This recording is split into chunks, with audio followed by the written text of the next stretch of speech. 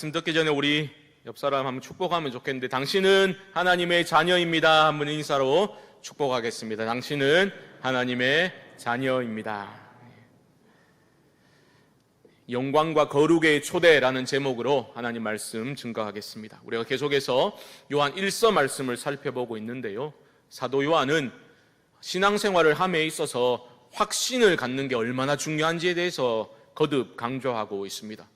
이 편지를 기록한 목적이 분명하다라고 5장에서 밝히고 있지요. 무엇입니까? 그 목적이 믿는 너희에게 내가 이 편지를 쓰는 것은 너희들로 하여금 영생이 있음을 알게 하려 함이니라. 너희가 영생에 대한 확신을 갖도록 하기 위해서 이 서신을 쓰고 있다라고 사도는 밝히고 있습니다. 자녀됨의 확신, 영생의 확신, 구원의 확신을 가지고 살아갈 때에 우리의 신앙생활이 힘이 있고 기쁨이 있는 겁니다. 확신이 있는 신앙생활과 없는 신앙생활은 너무나 극명한 차이를 나타낼 수밖에 없는 겁니다. 요한 1서 2장 말미에 들어서면서 또 3장으로 접어들면서 사도 요한은 어떤 확신을 말하고 있습니까? 하나님의 자녀다. 너희는 하나님의 자녀다. 이것을 알라라고 말하고 있습니다. 지난 주일에 우리 3장 1절 말씀을 보았지요. 다시 한번 보십시오. 보라, 아버지께서 어떠한 사랑을 우리에게 베푸사 하나님의 자녀라 일컬음을 받게 하셨는가. 보라는 겁니다. 이 위대한 사랑을, 하나님이 어떤 사랑을, 그 십자가의 사랑을 너희에게 부어주셨기 때문에 그 사랑 때문에 너희가 하나님의 자녀라고 일컬음을 받는 거라고. 우리가 하나님의 그 놀라운 사랑을 확신할 때에 주님과의 사귐이 일어나고 더 신뢰와 깊은 사랑의 관계로 들어갈 수 있게 되는 것입니다. 오늘 이 시간에는 우리가 2절과 3절 두 절만 살펴보려고 하는데요, 두 개의 핵심 단어를 기억하시면 좋겠습니다. 바로 영광과 거룩입니다. 뭐라고요? 영광과 거룩. 영광과 거룩이 무슨 상관이 있겠습니까?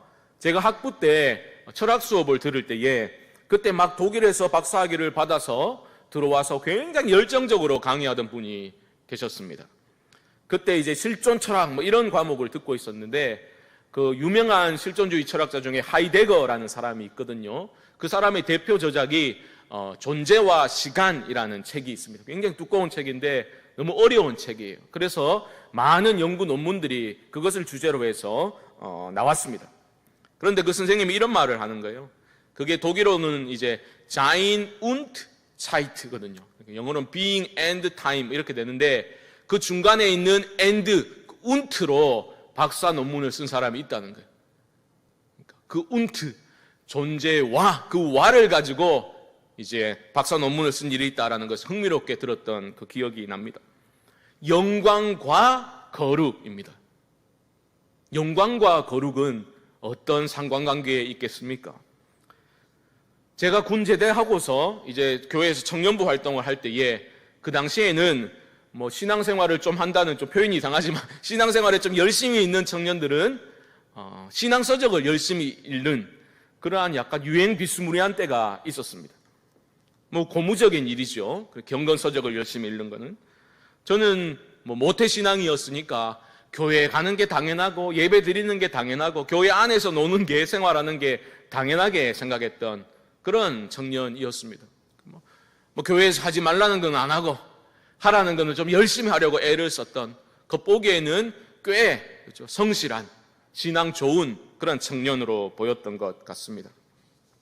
그런데 지금 돌아보니까 좀 그때 순수한 면도 없진 않았지만 또 어떤 면에서는 꽤 율법주의적인 성향으로 신앙생활을 했던 것 같아요.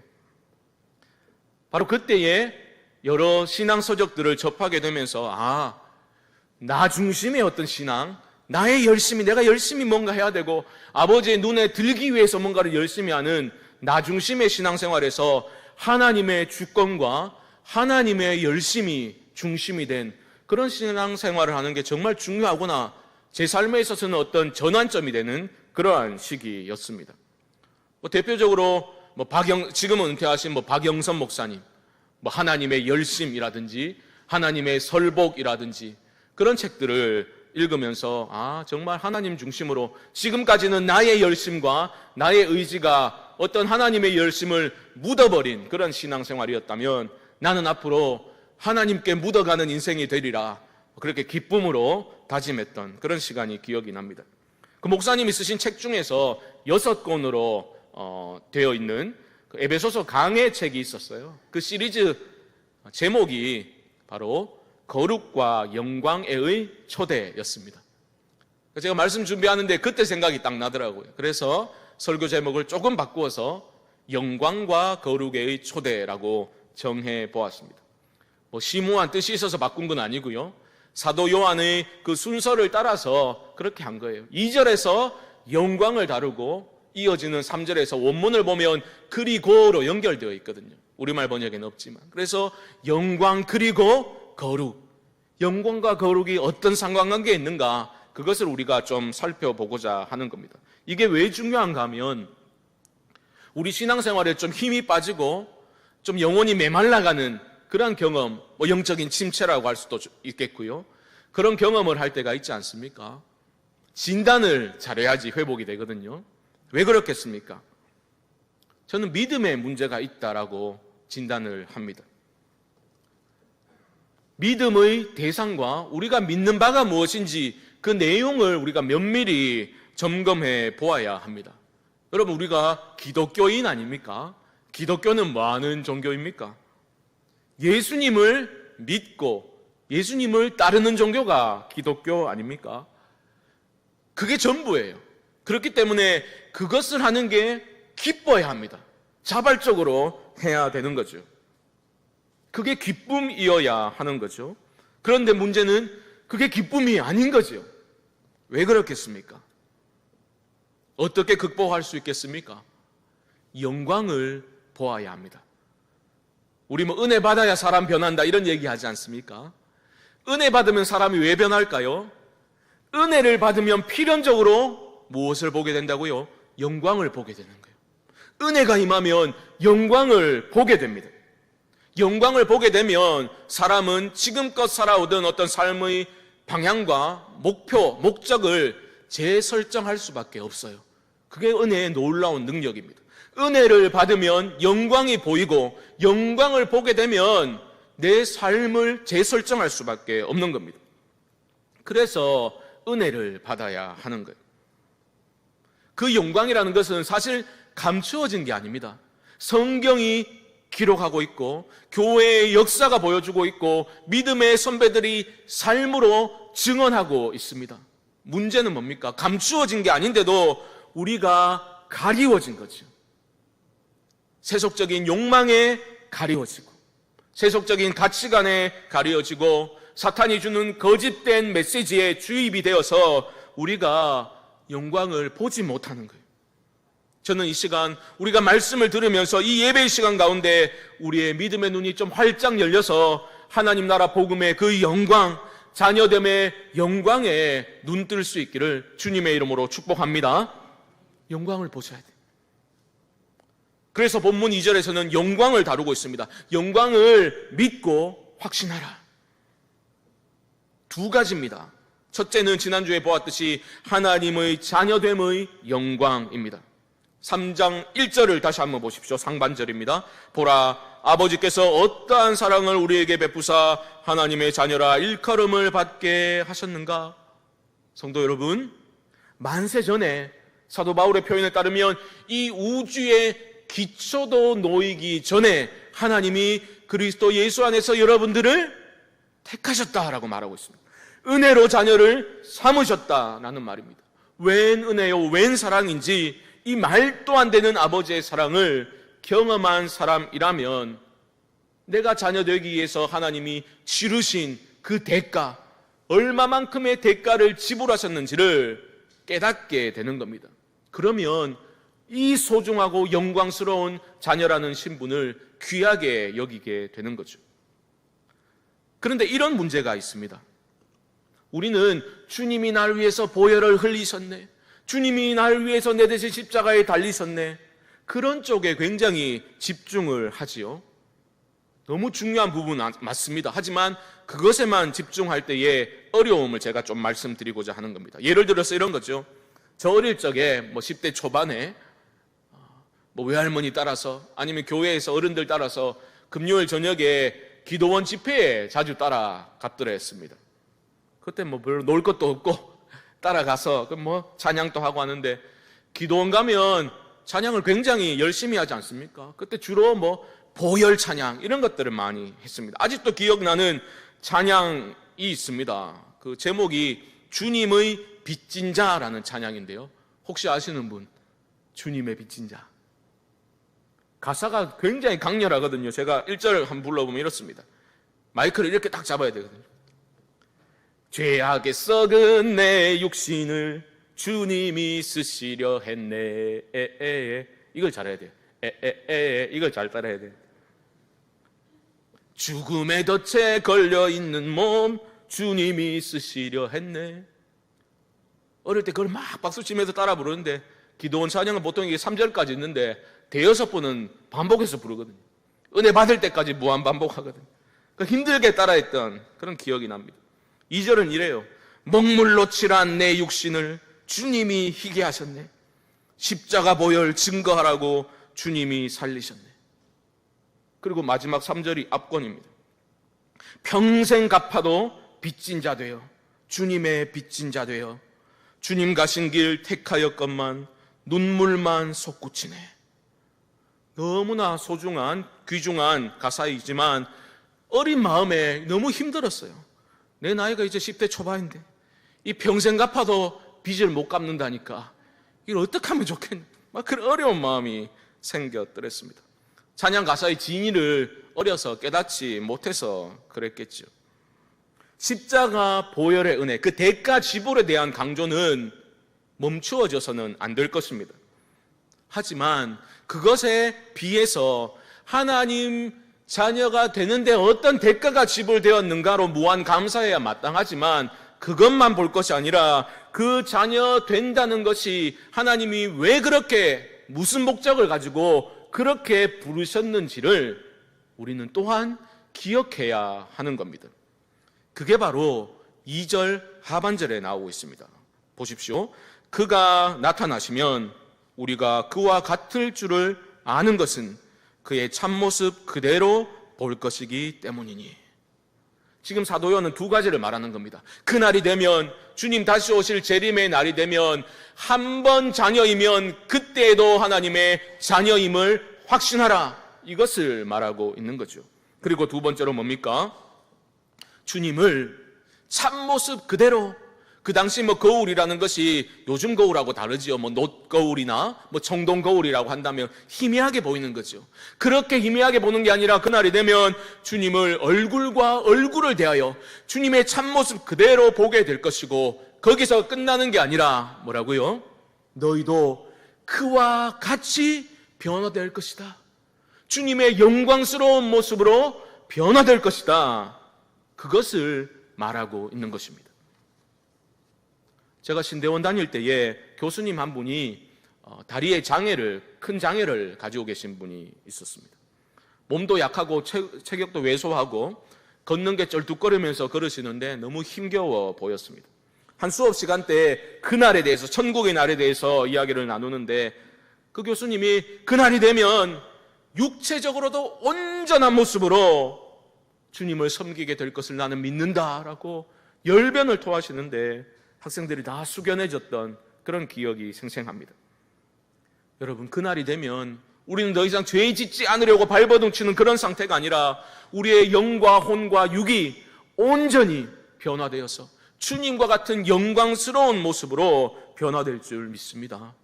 이 놀라운 일이에요. 여러분 잘 보셔야 됩니다. 마치 변화산상에서 그 위에서 예수님이 영광스러운 모습으로 변모되셨을 때 제자들은 충격을 받았습니다. 복음서 기자들은 그들이 무슨 말을 하는지 알지 못하더라 라고 말할 정도로 횡설수설을 한 거예요. 베드로 같은 경우는 주변에 있는 나뭇가지를 끌어모아다가 초막을 막 지으려고 하면서 주님 그 영광에 취해가지고 여기 초막 셋을 짓고 여기에 거합시다라고 제안할 정도로 충격적인 영광을 보게 된 겁니다.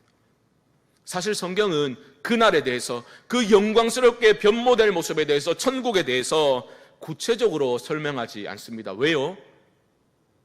우리의 상상을 초월하기 때문입니다. 우리의 이해의 영역에 있지 않기 때문입니다. 전혀 다른 영역에 있기 때문입니다.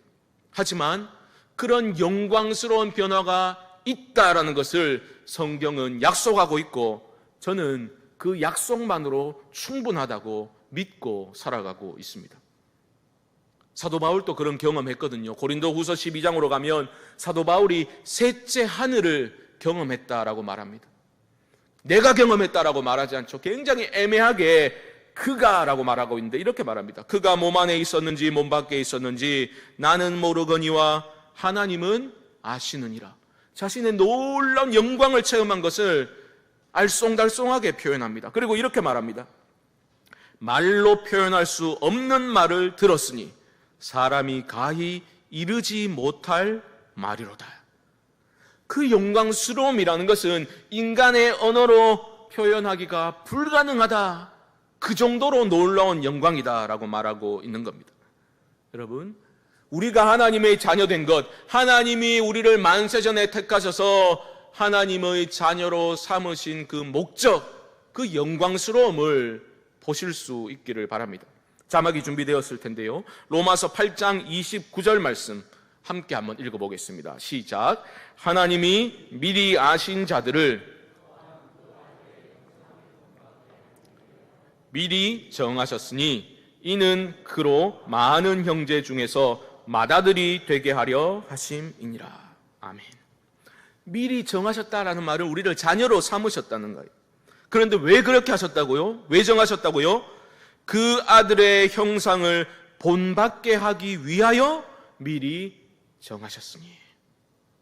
그리스도의 영광스러운 형상을 본받게 예수 그리스도처럼 되기 위해서 너희를 자녀 삼았다라고 말하고 있는 거예요. 그리고 마지막 보면 뭐라고 말합니까?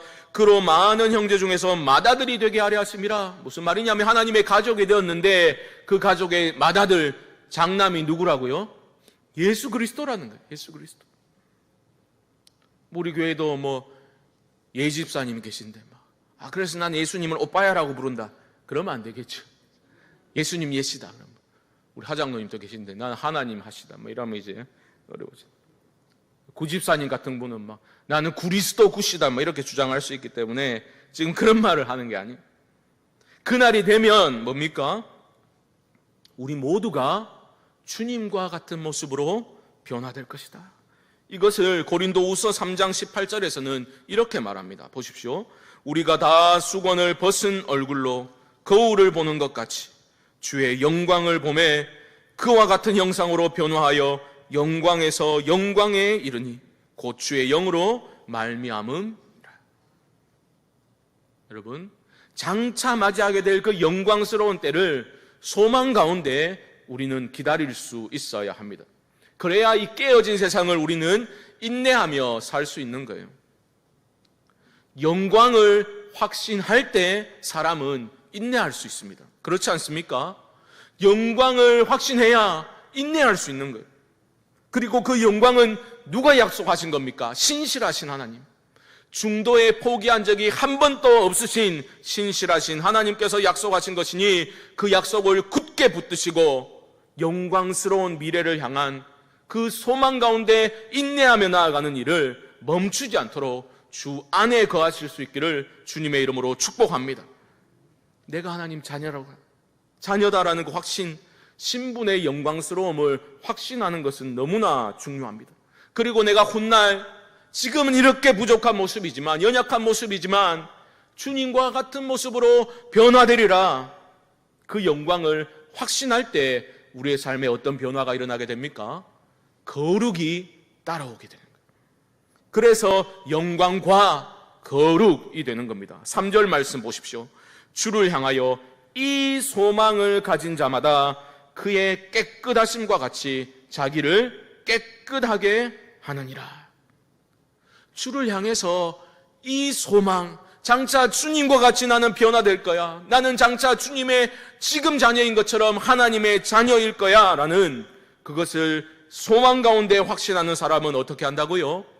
그의 깨끗하심과 같이, 주님의 깨끗하심과 같이 이 땅을 살면서 또 자신을 깨끗하게 하기 시작하는 그러한 일이, 변화가, 성결케 되는 변화가 일어난다라는 말입니다. 여러분, 이걸 잘 보셔야 됩니다. 깨끗하게 하라라고 말하지 않습니다. 깨끗하게 하느니라 평서문이에요. 신분의 영광스러움을 확신하기 때문에 거룩한 삶이 따라오게 되는 것입니다. 그래서 바울은 이것을 성령 안에서 걸어가는 삶으로 표현하기도 하는 거죠. 그런데 여러분, 우리는 성결, 거룩이라고 하면 어떻게 생각합니까? 아이고, 나는 이렇게 교회 나오는 것만 해도 감지덕지다. 그거는 이제 장로님들이나 목사님들이나, 그죠? 믿음이 좋은, 믿음의 신앙에 열심히 특심인 사람들만 성결해지는 거라, 그렇게 생각할 때가 있지 않습니까? 그렇지 않습니다. 사도 요한은 분명히 말합니다. 주를 향하여 이 소망을 가진 자마다, everyone이에요. 내가 하나님의 자녀라는 그 믿음이 있으면, 확신이 있는 모든 사람은 자신을 깨끗하게 한다라는 말입니다. 여러분이 하나님의 자녀라는 그 영광스러운 신분을 하나님께서 주셨잖아요. 그 영광애로의 초대는 동시에 거룩애로의 초대이기도 하다라는 것을 여러분 잊지 마시기 바랍니다. 그러므로 여러분, 마음을 다하여서 하나님께 기도하실 수 있기를 바랍니다. 하나님, 저에게도 은혜를 주셔서 영광을 보게 하여 주옵소서. 시큰둥하게 반응하는 것이 아니라 하나님의 자녀된 그 영광, 장차 주님과 같이 온전한 모습으로 변화될 것이라는 그 확신 가운데 영원한 것을 사모하며 이 땅을 살아가되 성결한 삶을 살 수 있도록 제게도 은혜를 주십시오. 기도하실 수 있기를 주님의 이름으로 축복합니다. 여러분, 성결한 삶은 저절로 되는 게 아니에요. 그의 깨끗하심과 같이 자기를 깨끗하게 하느니라. 명령은 아니지만 그 안에 우리의 결단이 포함되어 있는 겁니다. 은혜 받으면 변한다 했잖아요. 은혜 받으면 주님을 본받고 싶은 마음과 열정이 생기기 시작하죠. 주님을 기쁘시게 하고 싶다라는 마음이 일어나게 되는 겁니다. 내 삶 속에서 구체적으로 내 삶을 통해서 언행심사에 주님이 좀 나타나면 좋겠다라는 거룩한 열정이 일어나게 되는 것입니다. 여러분, 오해하시면 안 됩니다. 우리 살고 싶은 대로 살다가 그날이 되면 놀랍도록 갑자기 확 다 변하는 게 아니라는 거예요. 신앙생활은 주님과의 동행이요, 주 안에 거하는 것이요, 빛 가운데 걸어가는 것이요, 주님과의 사귐이다 말하지 않았습니까? 주 안에 거하면서 우리는 점차적으로 이 땅을 살면서도 조금씩 주님을 닮아가기 시작하는 거예요. 그게 성령의 열매를 맺는 삶의 모습입니다. 내 뜻이 아니라 주님의 뜻이 나타나기 시작하고, 나를 높이는 게 아니라 낮추기 시작하고, 겸손히 행하기 시작하고, 인내하고 용서하고 용납하는 주님을 닮아가는 모습이 일어나다가 그 마지막 때에 그 성화의 완성이 이루어지게 되는 겁니다. 갑자기 그냥 되는 게 아니다라는 겁니다. 사랑하는 성도 여러분, 여러분은 무엇을 소망하며 살아가고 계십니까? 주를 향한 이 소망 회복하실 수 있기를 바랍니다. 믿음은 바라는 것들, 소망하는 것들의 실상이라고 했습니다. 돈에 소망을 두고 살아가는 사람들 보십시오. 모든 것이 돈으로 보일 뿐입니다. 돈이 되느냐 안 되느냐, 이게 삶의 유일한, 가장 중요한 기준이요, 돈이 삶의 유일한 가치일 뿐입니다. 하지만 주님을 향한 소망을 품어보십시오. 어떻게 하면 주를 기쁘시게 할까? 어떻게 하면 내 말과 행동에서 주님이 나타날까? 주님을 기쁘시게 하는 게, 내 삶 속에서 주님이 드러나는 것이 내 삶의 기준이 되기 시작하는 겁니다. 아이고, 차라리 날 죽이라, 난 그래는 못 살겠다, 이러한 반감과 저항이 올라오는 것이 우리가 얼마나 육의 삶에, 육신의 정욕에 지배받으며 살아가고 있는가를 보여주고 있는 거예요. 사랑하는 성도 여러분, 사도 바울의 권면을 이 시간 여러분에게 주신 하나님의 말씀으로 받으시기 바랍니다. 고린도후서 7장 1절 말씀을 우리가 함께 읽어보겠습니다. 시작.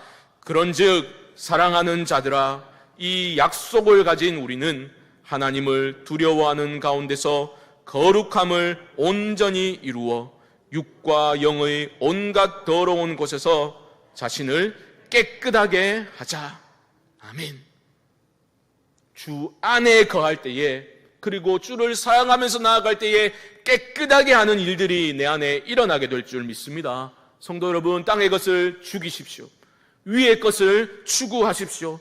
하루 종일 세상의 소식과 우리의 육신의 정욕을 부추기는 것들을 계속해서 접하고 보고 듣다 보면 어찌 우리가 주님을 기쁘시게 하는 삶을 살 수 있겠습니까? 육체의 소욕을 쫓는 삶으로 나아갈 수밖에 없는 거죠.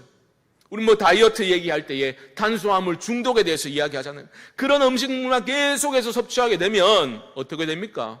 그것들만 계속 땡기게 되는 거예요. 영적인 원리도 똑같습니다.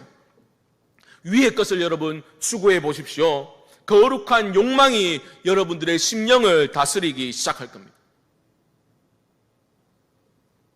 하지만 세상의 욕망을 부추기고 우리의 말초신경을 자극하고 하나님이 기뻐하시는 삶의 가치와 원리를 조롱하고 비웃는 그러한 영상들을 계속 접해 보십시오. 신앙이 아무것도 아닌 것으로 여겨지기 시작할 겁니다. 그런 것들을 여러분 멀리 하시기 바랍니다. 대신에 주님을 사랑하고 어떻게 하면 주님을 기쁘시게 할까? 내 삶 속에서 어떻게 하면 하나님의 임재를 좀 경험하면서 누리면서 살아갈 수 있을까? 고민하고 몸부림치고 누렸던 우리 신앙의 선배들, 믿음의 선배들이 하나님을 어떻게 사랑했는지 그런 이야기들에 여러분의 마음을 기울이시고 귀를 기울여 보십시오.